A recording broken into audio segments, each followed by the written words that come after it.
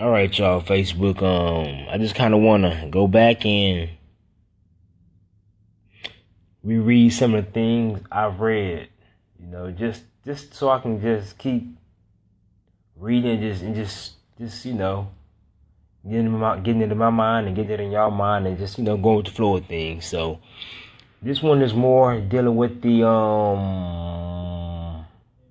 not only reflex zones, but more of the dermatomes of the skin, and how the dermatomes of the skin can actually help you detect problems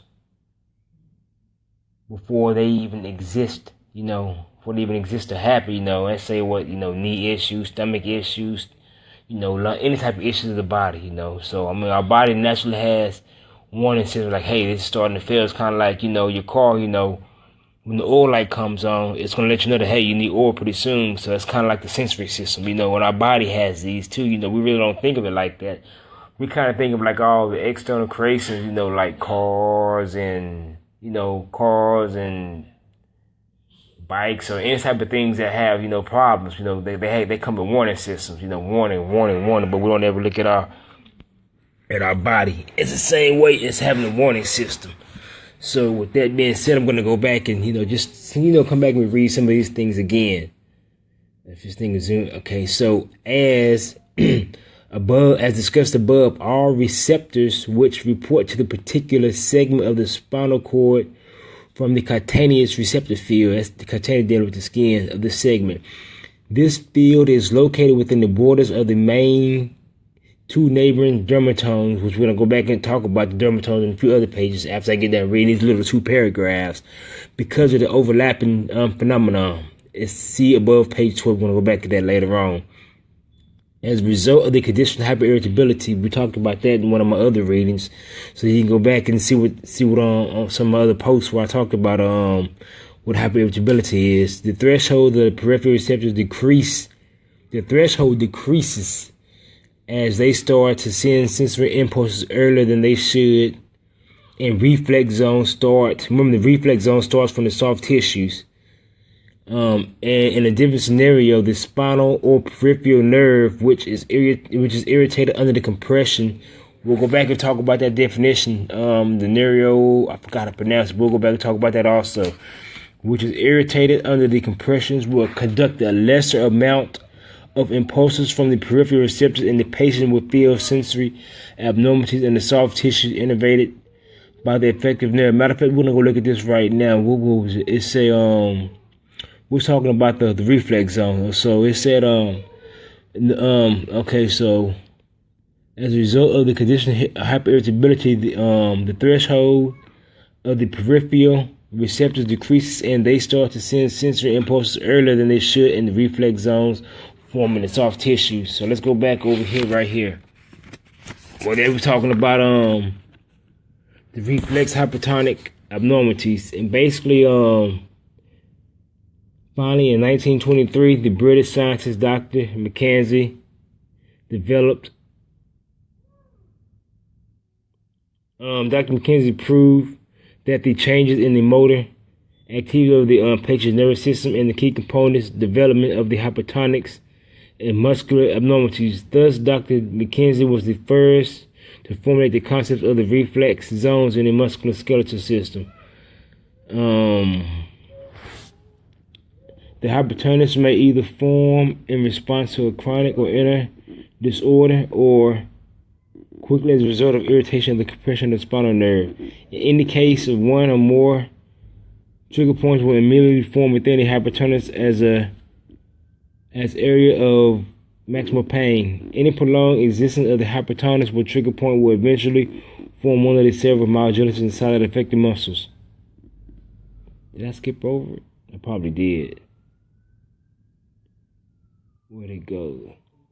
Oh, yeah, there I did skip over it. But they basically said the formations of reflex zones start with hypertonus. Basically like a lot of trigger points, things like that, because it's going to restrict a lot of blood flow. I'll talk about that in the video also. Okay, let's go ahead and go back. We're talking about the dermatomes again, remember?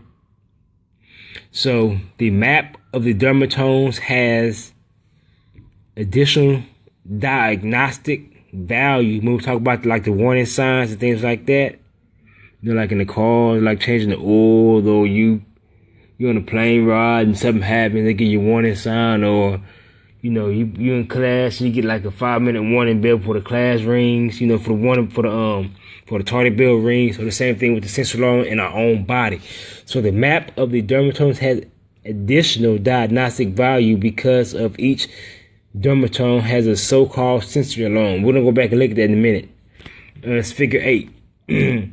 These areas are important because sensory abnormalities will appear there very early before the patient has developed a blooming clinical picture. In many cases, diagnostic evaluation of the sensory alarms allows one to detect the first sign of sensory abnormalities even before the patient starts to complain about them. This is why diagnostic evaluation of the sensory alarm areas are such an important component of the examination of the cutaneous reflex zones. If this information on to the patient interview in diagnostic cutaneous reflex zone, we will find the maps of dermatomes will allow us to precisely pinpoint the segment of the peripheral nerves which participate in the development of the chronic somatic or visceral abnormality. For example, the patient complains about numbness on the dorsal surface of the thumb. According to the map of the dermatome, this is the area which is mostly innervated by the C6 segment of the spinal cord, the radial nerve. Okay, so we talked about that. That's, you know, dealing with the sensory alarms of the body, because our body naturally just have them. Let's go back in. Where we at? No, not right there. Dermatome. Okay, so these like a lot of the sensory nerves right here. All in the front part of our body. Front part of our body. So all these are sensory nerves right here, the long. So a lot of you got all these like little tender spots where you touch, like ouch, ouch, ouch, that's hurt. That's kind of actually telling you, like, you know, like T11, T10, T9, T8, T7, T6, and things of that nature. It's actually like telling, like, hey, this is like the warning sign, like, hey, my car needs some oil, things like that. But also have them, you know, right here in the on. This is like C5. It's dealing with C6, C4. So our body like naturally tells us S2 of your sacrum. This is S1 of your sacrum, you know. So your body's like literally giving you warning signs that you can have a lot of issues and things of that nature. So your body's actually is gonna tell you, like, hey, you know, so it can like you can like let's say, hey, like, you know, skin rashes or chronic disorders in your organs or muscular problems or anything. Your body's gonna like literally tell you. Not only like that, so you got your we call these myotomes. So like you see like C4 intervenes with this area, C7, yeah, these lats, you know. So C7 lats up there, C7 is gonna intervene with that area. More C8, you know, it also intervenes with the lats also too. So it's gonna tell you that. That's why like the C8 kidneys, you just do like a lot of shoulders and kidneys and, you know, lats too, you know, because where they are intervening from. So it's, man, it's crazy how the body works. So let's go back and look at the let's go back and read the dermatome.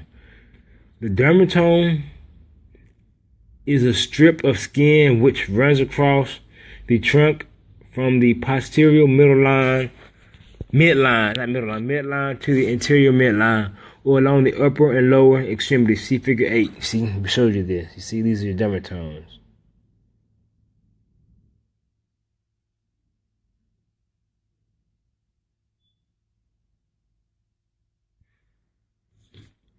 Dermatomes overlap each other sequentially, but there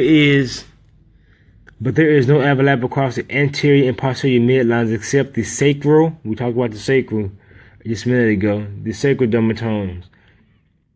Each dermatome is supported by 3 spinal layers. For example, dermatome C6 intervened by segment C6 of the spinal cord only by 50%. 25% of its intervention is provided by the upper segment of the spinal cord, C5, and 25% of its innervation provided by the lower segment of the spinal cord, C7. Such an arrangement of the skin and connective tissue zones called the innervation is called overlapping phenomenon. The body uses overlapping phenomenon to protect soft tissues and better control the function of the peripheral receptors In the case of the damaged one to the spinal nerve, the sensory supports of the matching dermatome only decreases, albeit not ceasing completely. It means that the spinal nerves next to the damaged one still provide intervention to the affected dermatome to some degree. The overlapping phenomenon has great practical value. For example, the patient complains about numbness of the palmar surface of the thumb. This area belongs to C7. You see C7? God dang it, this thing. It's time for a new phone. Well, I'm going to point to it right there because it's all jacked up. C7, you know. So C7. This area belongs to C7, which, when the medical massage practitioner formulates the protocol of the treatment, he or she must include C6 and C8 dermatomes in treatment as well. Reflex zones can be found in the skin and its connective tissue structures associated with the dermatome. So this is C6, C7, C8, all along these areas right here. Okay, basically the myotone is more of a group of skeletal muscles innervated by a particular segment of the spinal cord. The skeletal muscles are under voluntary control. Figure 9 shows a map of the myotome reflected on the skin. This diagram presents the pattern of intervention in the superficial muscles only. Adjacent myotones, similarly to dermatomes, exhibit an overlapping phenomenon. In these cases, large muscles can receive interventions from more than one segment of the spinal cord. Reflex zones can be found in these muscles also. So that's more of the, we're still talking about the dermatomes and things of that nature. So it's crazy, man. This stuff is pretty fun. Let's look at we talked about this already, but we're going to look at the formations of the reflex zones as a result of chronic visceral disorder. Remember how we talked about how we just said the formation zones start with the hypertonus trigger points in the area because they're going to restrict a lot of blood flow, a lot of areas of the body. Say like, let's say like in your lats, you got a lot of trigger points in your lats hypertonus area. It's going to restrict a lot of blood flow, allowing your lats and your ribs to the organs of the body. So that's what it's going to do. So that's how a lot of the reflex zones are going to form. And it's going to help assist with the development of the chronic visceral disorder. And you're going to have all these reflex zones you can see right here in this map right here. Look at this map.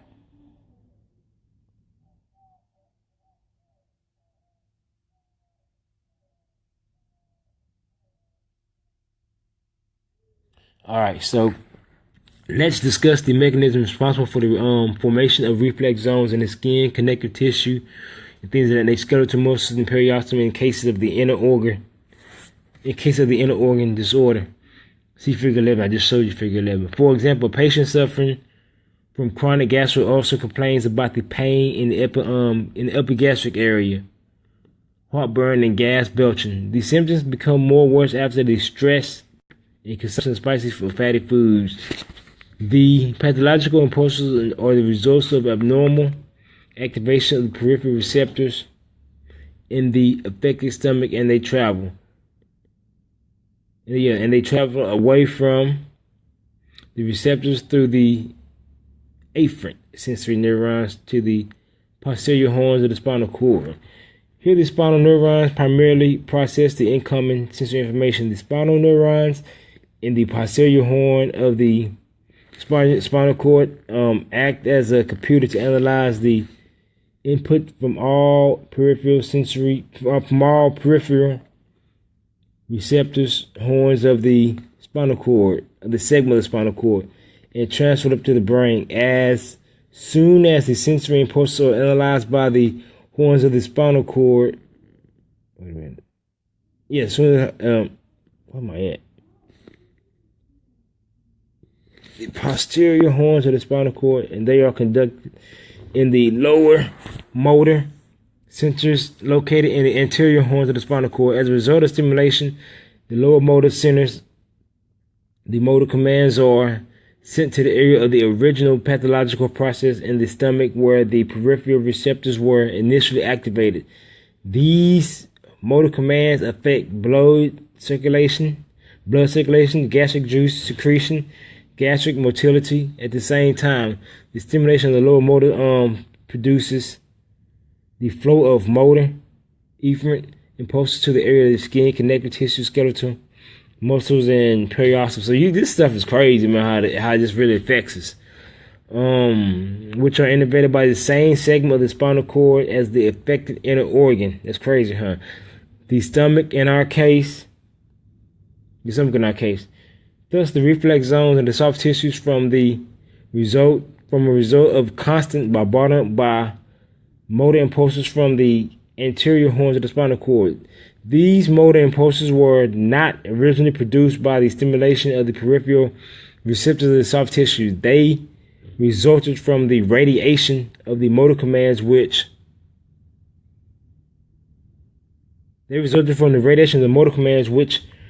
initially target the stomach. The constant flow of unnecessary motor stimuli in the somatic areas and the increased muscular tension affects blood, lymph circulation, and finally causes formation of reflex zones in the soft tissues. So yeah, man, this, I'm just going back and reading a lot of stuff because I feel it's important just so people can, kind of come along and just give a different way of learning some of these things and just from a different view. I like it, so I'm going to keep reading and talking about it. This is one of my good books I like to read, so I'm going to keep reading it for y'all. Pathological, especially people dealing with a lot of tight muscles that they don't know why their hip is jacked up, or don't know why they keep getting these stomach problems or these skin issues or connective tissue problems, or a lot of trigger points around the bone. We call it periosteum, skeleton, whatever you want to call it. So this is kind of help shedding some light, on a lot of the problems, that can help assist people in. So let's go back and talk about the pathological changes in the reflex zones appear in different clinical forms. They may affect the skin. We just talked about the pathological changes in the reflex zones appear in different clinical forms. They may affect the skin, connective tissue, skeletal muscles, the periosteum in any combination. As soon as the reflex zones are formed, they start to emit their own pathological impulses through the same afferent sensory neurons to the posterior horns of the spinal cord. See figure 11. We just talked with you. So this showed you this earlier, so I'll show you it again. These stimuli activate the same spinal neurons as the original stimuli from the stomach. Activated spinal neurons transfer sensory information up to the brain into the lower motor nerves, the lower motor centers in the anterior horns of the spinal cord. The stimulation of the lower motor by sensory stimuli for the reflex zones and the flow of the motor stimuli back to the reflex zones, and at the same time the new flow of the motor stimuli to the stomach. It's crazy, huh? The motor impulses to the stomach were not evoked by activation of the peripheral receptors in the stomach. They are again the result of radiation of the motor stimuli, initially directed to the areas of the reflex zone in the soft tissue. Thus, the new and unwanted motor stimuli accelerate. See, there we go again. The new and unwanted motor stimuli accelerate the gastric ulcer formation by additionally increasing the vasoconstriction. That's crazy. Vasoconstriction, we lacking the blood flow. Cellular edema. There we go. All the extra, lymphatic waste off in there. And then we got swollen stomach, swollen feet, swollen ankles, and all types of problems. Vasoconstriction, edema, and further abnormalities in the gastric secretion. At this point, the vicious cycle between the original gastric disorder and the reflex zone in the somatic tissue is formed, and it supports further development of the ulcer. The reflex zones in the somatic tissue is formed, and it supports the further development of the ulcer. Is that pretty much it? Should I read about? No, I'm not gonna read about the hyperirritability. If I already read about that, I think that's pretty much about it. So I was just kind of going over. Basically, we were talking about the dermatomes, and how your body's like a warning system, So luckily, I was talking to my sister a while back. Shout out to Tiffany, because if she wouldn't have mentioned none of this stuff, which I kind of already knew, what I didn't know, I said, well, let me look a little bit more deeper into it. You know, because she was always, what she's learning, you know, she's doing a lot of things through nutrition, you know, a lot of that nature, you know, okay. Like, let's say, like, she always talked about she always feel the point, what the dermatome is going to correlate the stomach, and she can feel the point in your body, and she can be like, okay, you're tender right here. Well, let's see if your body needs this such nutrition. So I just kept looking a whole lot more deeper into it. You know, I just, let me click on my old books and let me start reading, since I've been having them for a while. So, bang, I already had all the information in my book, didn't even know it. But this is basically telling about, like, your body. The front of your body is basically like an alarm system. The front of your body is basically like an alarm system. I mean, I pretty much talked about it throughout the reading. You can go back and listen to my other video where I read about the phenomenon of hypereligibility. But, like, basically, like, the whole front of your body is like an alarm system. It can tell you probably what's going to happen. You know, whether it can manifest in a whole bunch of different ways. You know, from the skin, the muscular function, the nervous function, the around the bone, you know, like joints and ache pain, things like that. I mean, the front of your body it's gonna tell you everything. Not only the front of your body, you got some right here in the front of your legs, right here. This is more of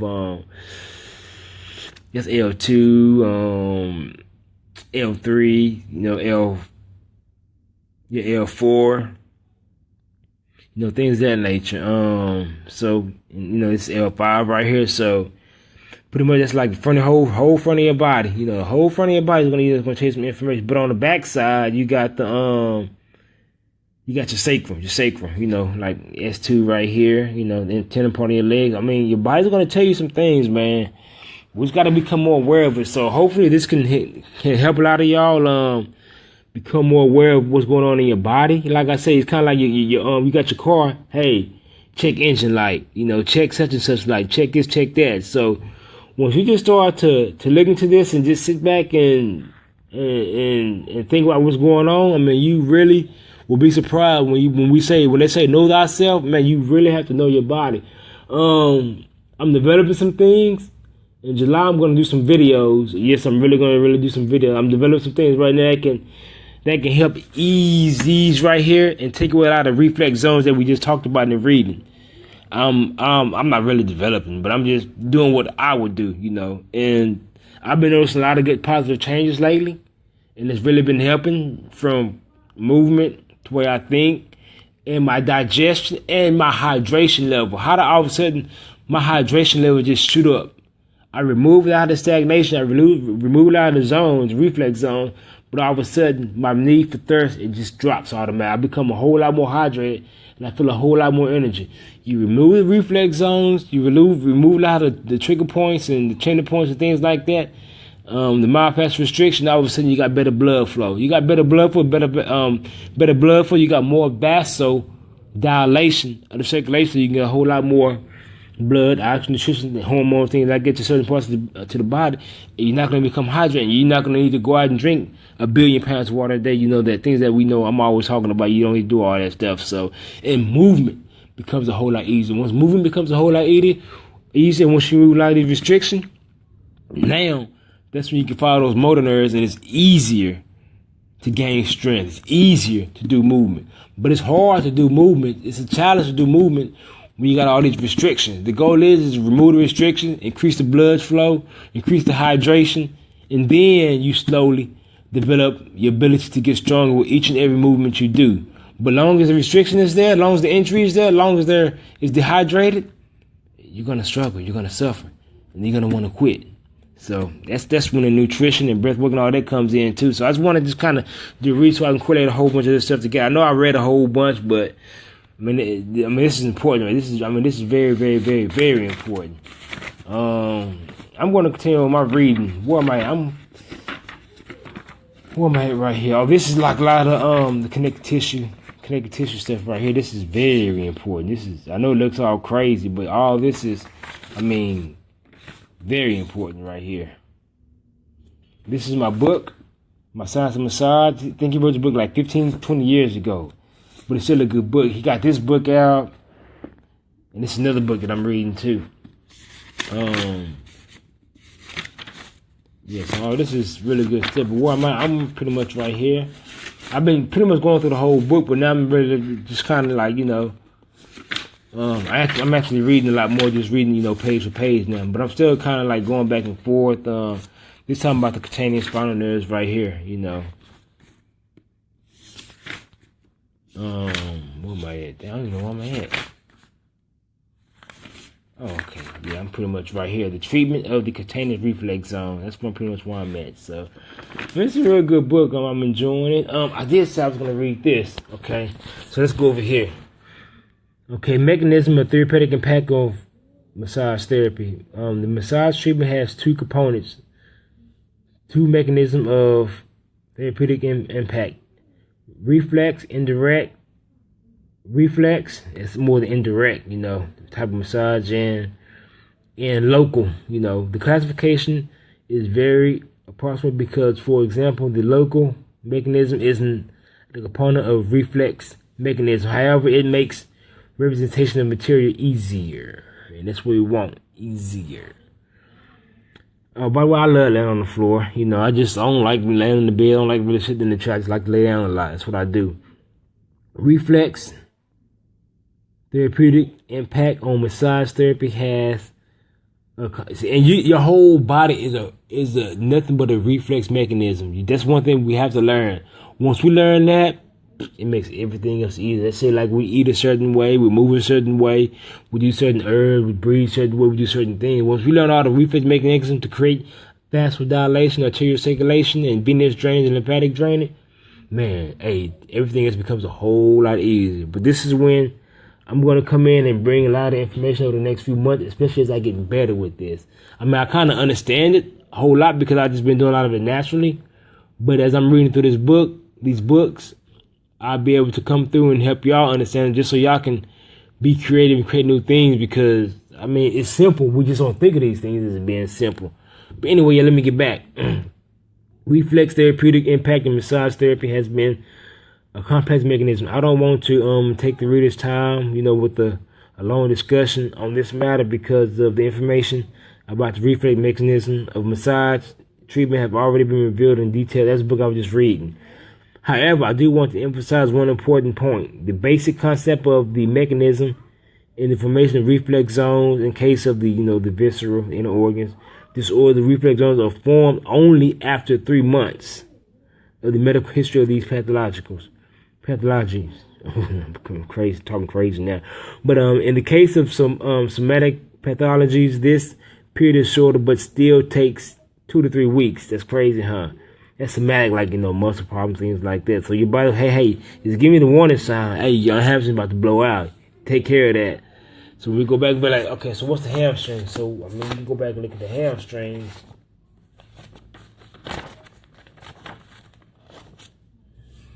Dermatome for hamstring is more like S2, S1, things of that nature. You know, so it's crazy, you know. So S1, so go over look at S1 like your glutes. Okay, so we talk about the S1 and S2, right? Dermatome. It's like skin dermatome. So you have like a few trigger points in that area, right? Let's just go make some correlations. So I say hamstrings are going to blow out, right?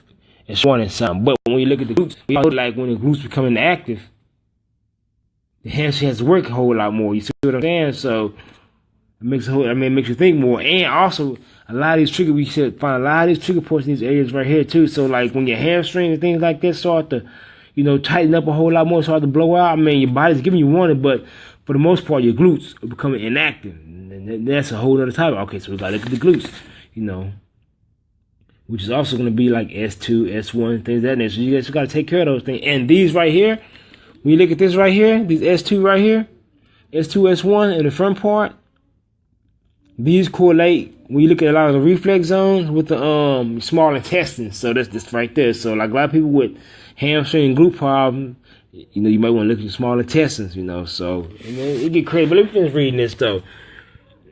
Thus, in every new case of somatic disorder, the local therapeutic effective massage treatment is the leading mechanism. Thus, in this book, we will concentrate the reader on the attention of the local mechanism of massage therapy. But so yeah, that's all I want to do. I'm out. So I've been reading too much. I think it's been like 30, 40 minutes, and that's too much. I only should do like 5, 10 minutes, but y'all know how I get. So I'm out. So I just want to get better at this anyway. So I'm going to just keep posting it.